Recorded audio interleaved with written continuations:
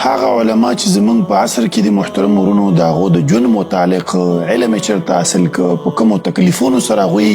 د علم حاصل کړی دی. ستاسو د علم ابتدا د کوم ځای نه وشوه؟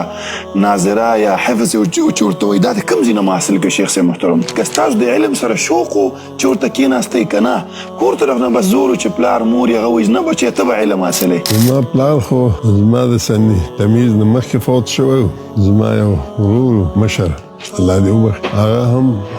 عالم و، طالب علم و. ما هغه ته وویل چې ما هم د علم دپاره ځان سره بوځه. شیخ صاحب محترم دې سره سره د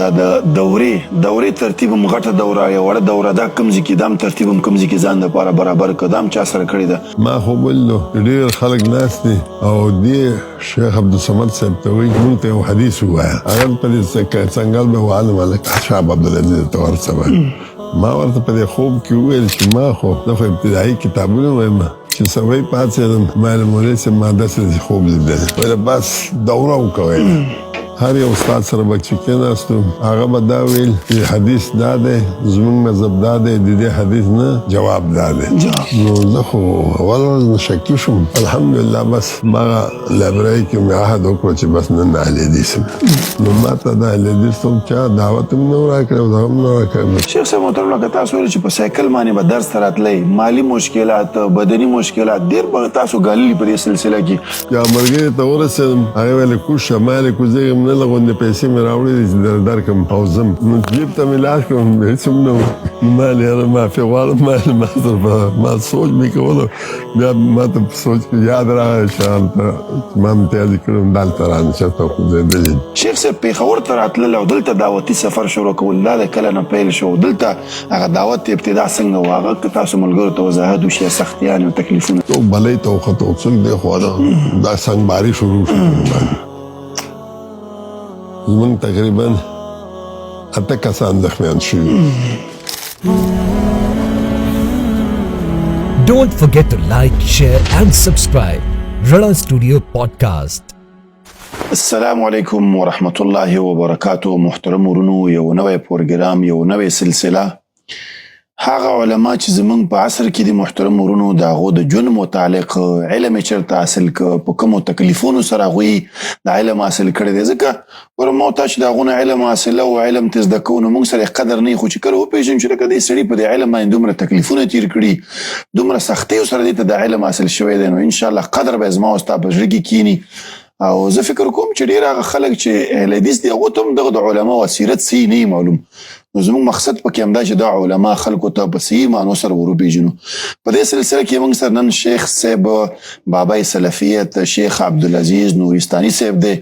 هغو متعلق د هغه د ژوند متعلق خبرې به هغو سره کوو. شیخ صاحب تاسو ته هرکلی ویو. جزاکم الله خیره. شیخ صاحب محترم اولنی سوال زمونږ دا دی چې ستاسو د علم ابتدا د کوم ځای نه وشوه؟ ناظره یا حفظ چې ورته وایي دا د کوم ځای نه مو حاصل کړ شیخ صاحب محترم؟ دا ابتدا خو زمونږ د خپل کلي امام صاحب نه شوی و. بیا مونږ لاړو زمونږ سره کلی دی کوردر ورته وایي هلته نه ما ناظره وکړو فارسي څه کتابونه مې ولوستل او څه خط و کتابت مې زده کړو. کوردر کلی دی هغې کې یو علاءالدین صاحب و زما استاد هغې نه مې ناظره ویل دي. دا فارسي مارسي کتابونه یو استاد و فقیر شاه استاد هغه هم دغه د کلي و هغې نه مې دا فارسي کتابونه او لیک مې کم زده کړی. شیخ صاحب سوال لا دی چې ډېر خلک داسې چې هغه علم ته خپله زړه نه کېږي خو د کور د مور او پلار د وجې نه چې لکه زه ته علم حاصل کړه ستاسو د علم سره شوق و چې ورته کېناستئ که نه کور طرف نه بس زور و چې پلار مور یې هغه وایي نه بچیه ته به علم حاصلوي څه سلسله وه؟ زما پلار خو زما د سن تمیز نه مخکې فوت شوی و او مور مې هم په هېڅ باندې نه پوهېده غریبه حامي هم ښځه وه. الله تعالی زما په زړه کې خپل شوق اچولی دغه شوق د وجې نه زما یو ورور مشر الله دې وبخښي هغه هم عالم و طالب علم و. ما هغه ته وویل چې ما هم د علم دپاره ځان سره بوځه. هغه چې روان کړو نو اول دغه کوردر کلي کې زه یې پرېښودم او هغه ما هلته نادره وویله او الله دې در سره ښه وکړي دا فارسي کتابونه مې وویله دا زما خپل شوق و. خپل شوق. شیخ صاحب محترم دې سره سره مثال د علم ابتدایي چې هغه نحو صرف او د فنونو کتابونه دا هم په کوم ځای کې ویلې دی؟ دې ابتدا هم د کوم ځای نه وکړله شیخ صاحب محترم؟ د دې ابتدا په دې بازخیلو کې یو مدرسه وه، مدرسه صدیقیه شهیدان. نو هلته زما یو استاد و عبدالصمد نومېده، دی د میا کلي و، د باجوړ د میا کلي. هغې نه ما دا صرف نحو کتابونه ټول هغې نه ویل دي، تر منطق پورې تر شاطبي وغیره. او هغه بیا الله دې وبخي فوت شو. شیخ صاحب محترم دې سره سره د دورې ترتیب هم غټه دوره یا وړه دوره دا کوم ځای کې دا هم ترتیب هم کوم ځای کې ځان دپاره برابر کړه دا هم چا سره کړې ده؟ دا وضاحت ملګرو ته وشي. خبره دا ده چې ما دا واړه کتابونه ویلو، دغه عبدالصمد مولوي صاحب ښه عالم و، فني عالم و، خو تقریر امامت خطابت نشو کولی. نو یو ورځ زه او هغه په دې لنډي اخون احمد کې وم. ما خو بللو چې ډېر خلک ناست دي او دې شیخ عبدالصمد صاحب ته وایي چې موږ ته یو حدیث ووایه. هغه په دې څنګل به وعالم هلک شعب عبدالعزیز ته ورته ما ورته په دې خوب کې وویل چې ما خو زه خو ابتدایي کتابونه وایم او تا دوره کړې ته ورته ووایه. نه بس اصرار یې وکړه چې ته ووایه. بیا ما وویل یو حدیث مې ورته ویل په خوب کې چې سبا پاڅېدم ما ویل مولوي صاحب ما داسې خوب لیدلی. ویل بس دوره وکړه، دوره وکړه. ما ویل څنګه دوره کوم؟ زه خو ابتدایي کتابونه وایم. ویل نه ویل ته دوره وکړه که نور کتابونه دې وویلي شو د الله په فضل او کرم سره ستا به دغه یو که چې او دې نه ویلی شو نو په دې حدیثو کې برکت دی، ستا کار به کېږي. بیا هغه وخت کې د پنجپیریت ابتدا و، خو جماعتونو کې چا نه پرېښودو. ما یو سایکل واخیستو 120 روپۍ باندې، نو په هغې به سړېدم. دغه ځای محمد خان صاحب جماعت ته به راتلم، هلته مې چې کوم دی نو دوره کوله. او د دورې په دوران کې هر یو استاد سره به چې کېناستو هغه به دا ویل چې حدیث دا دی، زموږ مذهب دا دی، د دې حدیث نه جواب دا دی. نو زه خو اول ورځ شکي شوم. د شیخ عبدالصمد صاحب ته ما ویل یار داسې کار دی چې زموږ حدیث دا دی او زموږ مذهب دا دی او جواب دا دی، دا څنګه مسله ده؟ هغه راته وویل شیخ الحدیث چې تکړه حنفي نه وي نو طالب چې دوره کوي نو هغه شافعي کېږي. هغه وخت کې د اهل حدیث تصور نه و، نو دا د 65 خبره. نو ما خو چونکې دا فقه کتابونه د خلاصې نه نیولې تر اخره هدایه پورې سبقن مې ویلو. نو هغې کې ما پکې دا هم ویلو که څوک یو حنفي شافعي سي نو تعذیر به ورکوي، یا تعذیر 29 دورې دي، او که شافعي حنفي شي نو مرحبا دی، هېڅ ورله نشته. خیر دا دوره م کول. یو ورځ یو طالب تپوس وکړو، تپوس کې وویل مولوي صاحب نه شکیسر مولوي صاحب نومېده، حسن ابرار مولوي صاحب په دې دغه کې اوسېدو د اوداره کې. نو هغې نه تپوس وکړه. دی نورو نه خو دومره تپوس نشو کولی، خو دی ډېر طبیعتي و او طالبانو سره به یې خبرې اترې کولې او دغه یې تکیه کلام یې ټېغه کو. هغه ویل استاد دا څنګه چل دی چې هر یو استاد سره کښېنو وایي حدیث دا دی او زموږ مذهب دا دی، جواب دا دی. نو طالب ویل چې دا زموږ حدیثونه څه شو چې زموږ استدلال. هغه څه جواب کوشش وکړو، جواب ته ونه شو. نو ویل سبا یې به درته ووایم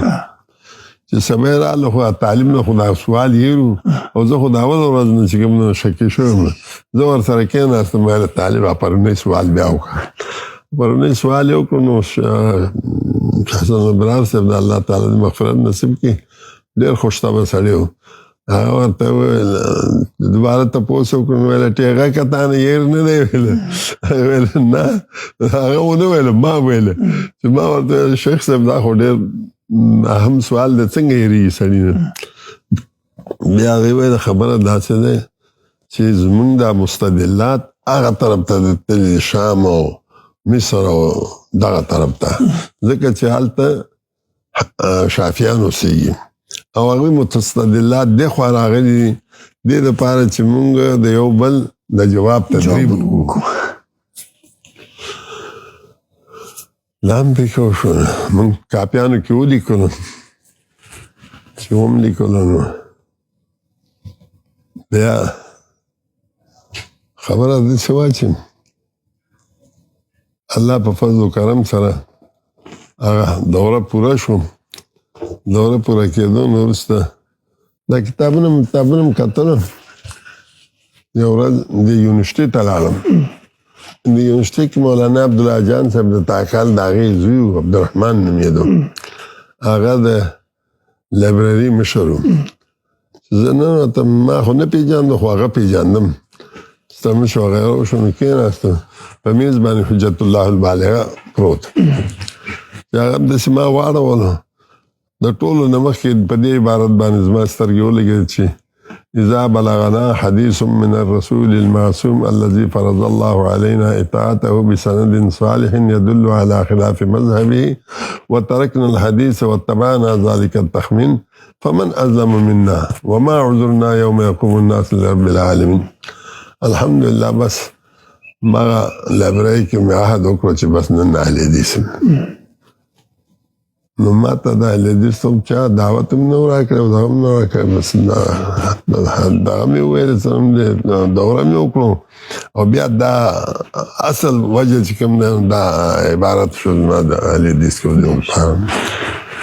شیخ صاحب محترم ډیر خلک لکه دا اعتراضات هم کوي چې اهل حدیث چې یو کس کېږي نو هغه په مفتو کې نه کېږي هغه ته پیسې او مال او ریالونه او دا ورکول کېږي تاسو خو شیخ صاحب قصه وکړه چې دې کې هېڅ دا شی نه و نو تاسو ته څه د پیسو افر وکړو نه خپل بس تحقیق او دې مجبوره کړئ تاسو اصل کې خبره دا دی که نه دا وخت د مادې دی کوم وخت کې چې زموږ وخت هغه وخت کې ماده نه وه نه چا پیسې پیژندل نه چا کجوري پیژندل نه چا چې کوم ریالونه پیژندل هغه وخت کې هېڅ هم نه لہذا الحمدلله موږ چې کوم صرف د الله فضل او کرم او مهرباني او خپل شوق او خپل مطالعه د وجه نه شو شیخ صاحب محترم لکه تاسو ویل چې په سایکل باندې به درس ته راتلی مالي مشکلات بدني مشکلات ډېر به تاسو ګاللي په دې سلسله کې خلک وایي د علم په تیار حاصلېږي څه مشکلات شیخ صاحب مشکلات خو دا و چې زه ما دغه سایکل په قرض باندې اخیستی قرض باندې نو هغه زما وخت کې زما د امام غزالي او کتاب مې لوستی اوس نوم رانه هېر دی هغې کې دا خبره لیکلو چې امتیاز یې کوې نو د الله نوم چې په کوم کاغذ کې هغه به هم در سره نه نو ما لږ غوندې پیسې پیدا کړې دا 120 ما په قرض باندې اخیستی که نه خو لږ پیسې مې پیدا کړې وه هغه چا نه چې مې قرض اخیستی زه لاړم ویل چې هغې ته پیسې ورکوم که ټول نه وي لږ غوندې خو به ورکړم لارې کې امتیاز یې راغی نو زه ما جیب نه سامان وایسته د سایکل ګدۍ لاندې مې کېښود چې هغې لاندې مې کېښود دغه مې وکړو امتیاز مې وکړو بیا اودس مې وکړو دا نه هېر شو چې ما سامان دلته ایښی دی بس په سایکل مې خپه واړول روان شوم او په دې هم پوه نه شوم چې ما نه دا شی وغورځېد او نه غورځېد چې ملګري ته ورسېدم هغې ویلې کوز شه ما ویلې کوزېږم نه لږ غوندې پیسې مې راوړې دي چې درکړم او ځم نو جیب ته مې لاس کړم هېڅ هم نه و نو ما ویل یاره معافي غواړم ما سوچ مې کولو بیا ما ته په سوچ کې یاد راغی چې هلته چې ما امتیاز یې کړی دلته رانشسته خوځېدلي هغه نه مې ژر معافي وغوښتم ما ویل یاره الله دې درته ښه وکړي تا را سره احسان کړی دی خو ما سره لږې غوندې پیسې راغلې وي ما ویلې چې زه ورکړم ورو ورو به ورکوم که نه هغه ویل خیر دی الله دې دله نور درکړي بیا به راکړي نشته ته لاړم نو داسې تکلیفونه وم که نه هغه دا د پیسو تکلیفونه خو پرېږده هغه زمانه د وظیفې غوښتو وظیفه نو هغه کې مونږ سره واړه ماشومان وونه ما خپله چې کوم نه وظیفه غوښتی نه شو نو اکثر غرمه کې به چې کوم دی نو مونږ روټۍ نه خوړلو ځکه چې وظیفه غوښتو والا څوک وونه نو دغسې حال دی شیخ صاحب د علم په حصول کې د بعضې استادانو سره د چا محبت ډېرې ټول محبوبي خو بعضې ډېر خوښي ستاسو داسې خوښ استاد چې تاسو یې ډېر مینه مو سره او محبت مو سره و زمونږ دلته حنفي استادانو کې خو همدغه حسن الابرار صاحب ډېر طبیعتي سړی و که نه دې سره محبت و د اهل حدیث استادانو سره چې کراچۍ ته بیا لاړم کراچۍ کې مې دا فنون مو ویلو بیا دوباره دوره مې وکړو که نه هلته زما دوه استادانو په دغه کې دارالحدیث رحمانیه کې یو زما په نوم باندې عبدالعزیز د هغې نوم دا فیصل آباد و هغه ما سره به ډېر شفقت کوم او لارښودنې به کوله داسې وکړه داسې وکړه داسې وکړه بل زما استاد د ملتانو کرم الدین نوم یې ده الله تعالی دواړو ته مغفرت نصیب کړي خو دا کرم الدین مولوي صاحب زیات شفیق و د هغې نه ځکه چې د دې کرم الدین مولوي صاحب ډېر توجه دې ته و چې ما ته یو کتاب راکړي ما ته وایي چې پلاني کتاب واخله پلاني کتاب واخله د اهل حدیثو چې کوم نو زما یادېږي نصب الرایم هغه را باندې اخیسته و او تحقیق الکلام هم چې کوم دی نو هغه راته راکړه و مفته او نور هم داسې کتابونه چې کوم د اهل حدیثو مسلک سره متعلق و هغه به ما ته راکول او راښودنه به کول چې دا نیل راتار هم هغه را باندې اخیسته و هغه وخت کې دې دواړو سره زما ډېره مینه وه او بیا هغې نه دارالسلام ته لاړو دارالسلام کې چې کوم دی نو زما یو استاد و مفتي عبدالقهار صاحب هغې نه ترمذي ویلو هغه ډېر مشفق و ما سره شیخ صاحب محترم چې کله فارغ شولې نو سړي سره دا غمي چې ورګه کورم را په غاړه دی امامتي هم نشته نو تاسو ابتدا د خپل درس و تدریس دا د کوم ځای نه وکړله دې کې درس و تدریس خو ابتدا د دې نه چې ما کله بخاري ویلو په دارالسلام کې هغې سره سره چې کوم دی نو یو درې کتابونه یې راته راکړو چې دا دوره هم کوه او دا درې کتابونه م طالبانو ته ووایم هغې کې یو مراف الارواح و یو دوه نورو زما نه ذهن نه اوس فلحال ووته یاد به شي راته هلته بیا چې فارغ شوم نو دلته کراچۍ کې یو مدرسه وه بحرالعلوم سعودیه په نوم باندې هغې کې مدرس شوم او تدریس مې کوه هلته شیخ صاحب پېښور ته راتلل او دلته دعوتي سفر شروع کول دا د کله نه پیل شو دلته هغه دعوت ابتدا څنګه و هغه که تاسو ملګرو ته وضاحت وشي سختیانې او تکلیفونه هغه داسې ده چې زه کراچۍ کې وم او دکتر شمس دی الله وبخښي هغه ما مکنجن کې و هغې او ما داسې خط و کتابند باندې دا خبرې اترې وشوې چې یاره صوبه سرحد کې یو مدرسه داسې په کار ده چې د اهل حدیثو ترجمان وي ما ویله ښه دی ما ویل داسې بندوبست کوو نو ته هم فارغ شه ما ویل زه خو فارغ شوی یم او ته هم فارغ شه ما ویله ما مکنجن ده چې هغه ځای نه هغه فارغ شو نو بیا دوباره خط و کتابت سره موږ خبرې اترې کولې نو موږ دا طی کړه دواړو چې مدرسه په کار ده بیا بالفعل موږ مدرسه په ریګي کې جوړه کړه مدرسه جامعة السلفیه په نوم باندې بیا څه وجوهاتو په بنا باندې دغې نه خو لاړو د ریګي نه او بیا زه خو دا کراچۍ کې هم لا راغلی نوم ډاکټر صاحب چې کوم نه ریګي پرې خو د خپل کور سره مخې ته یو توت ونه وه د هغې کور مخې ته هغې لاندې به ناست و چې څوک راتلل نو سبق به ورته ویلی که نه راتلل بیا 74 کې چې کوم دی نو زه حج ته لاړم. په دې کې د سپینې وړۍ تقریبا عبدالعظیم مولوي صاحب او څه 10 کسان چې کوم دی د دې د کورنۍ هغوی هم حج ته راغلي. ما ورسره خبرې اترې حج مې ورباندې وکړو، ومې ګرځول. بیا چې د هغه ځای نه واپس رالو، ډاکټر صاحب ته ما وویل چې اره روژې نه وروسته به زه درځم، ما دپاره کور د کرایه بندوبست وکړه، خو چا ته وایم چې دی راځي او موږ مدرسه جوړو. نو هغه سره د الله مغفرت نصیب کړي. د هغې ما د کرایه باندې کور وکړه په ارباب روډ باندې. نه کرایه خو نه، خو هغه سړی زموږ دوست و، د هغې هم دوست و، زما هم دوست و، علي حدیث مو هغې کې د هغې کې اوسېده. بیا څه موده پس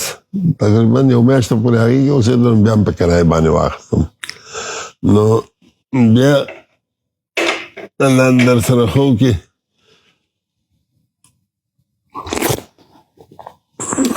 ما د خبرې یېرېږي څه مې ویلو. د دعوت چې په تاکال کې مدرسه شروع کړو، مدرسه شروع کړو، نو بیا د حج نه چې واپس شو، ما درته ویلې چې چاته وایم زه رمضان نه وروسته درځم. رمضان نه وروسته رالم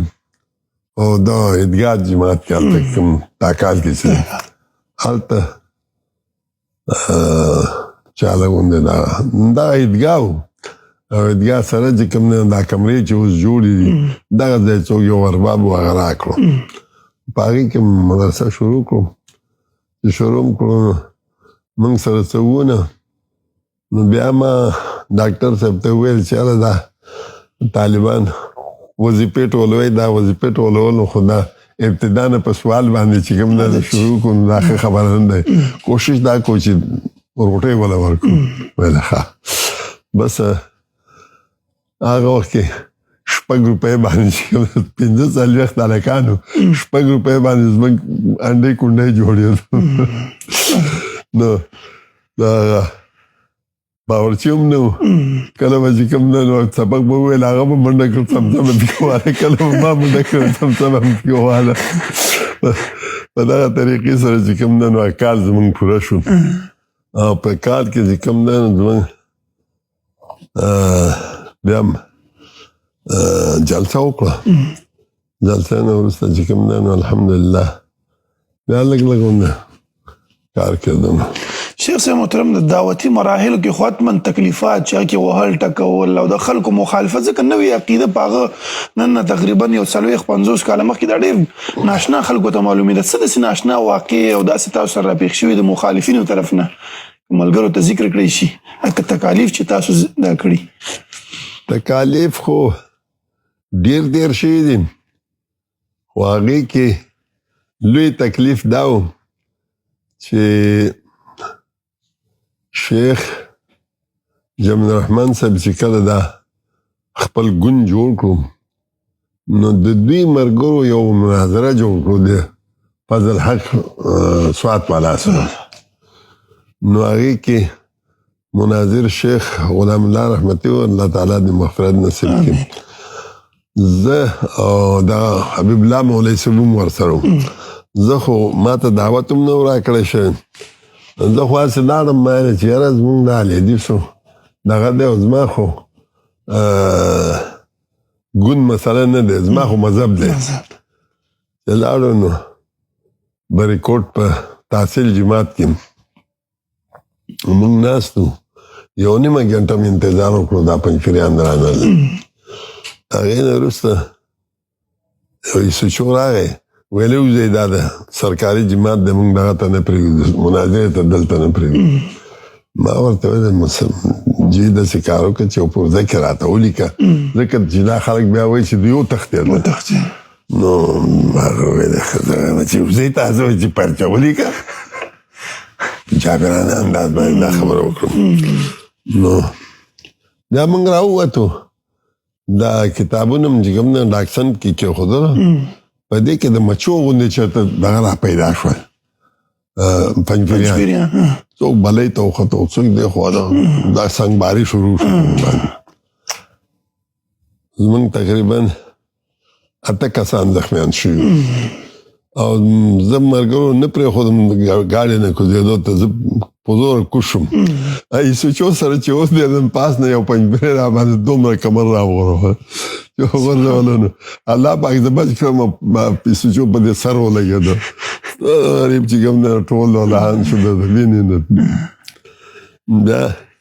هغوی زمونږ ګاډۍ دغه ته تېر ته یې دغه هم یې ښه و کاڼي یې ښه و نو په دې کې د ډریور دی مشرف هغه سره تمانچه او تمانچه وویستله ما ورته پام کوه چې ډزونه کې ماله موږ سره یو تمانچه دی او دا خلک به کراشنکول او به هغو سره وځي بس هغه تمانچه وخوځله خلکو نه چې کوم نه لارې ځان ته جوړ کړ موږ ته ووتو نو دا پارلې ته لاړو هر یو سړی خپله یکا دوکا پارلې ته ورسېده خپله بیا هلته لغونده جلسه غونده جوړه کړه او دا د طائف واقعات هم بیان کړو نور واقعات هم بیان کړو ملګرو ته تسلي ورکړو ابتدایي ملهم پټۍ هم وشو دغه ملګرو ته چې هغوی د عقیده هغوی ته په پلیټ کې ملاو شوې ده دې علماو داسې تکلیفونه په دې عقیده باندې تیر کړي دي اوس خو نن سبا که موږ ته په کور کې لوی چې بس فلانې مسلې باندې به عمل نه کوي علما ته غټ تکلیف دی وهل موږ نه دي خوړلي ټکول موږ نه دي لیدلي کور نه شړل پکې موږ نه دي لیدلي داسې تکلیف اوس د عقیده په دې خیبر پښتونخوا دغې خوره شوې شیخ صاحب محترم ستاسو اوس پورې څومره کتابونه تاسو لیکلي دي هکه ملګرو ته وضاحت کتابونه خو ما مستقل لوی کتاب نه دی لیکلی د هر یو مسله باندې یو رساله مې لیکلی هغه چې ټول رسالې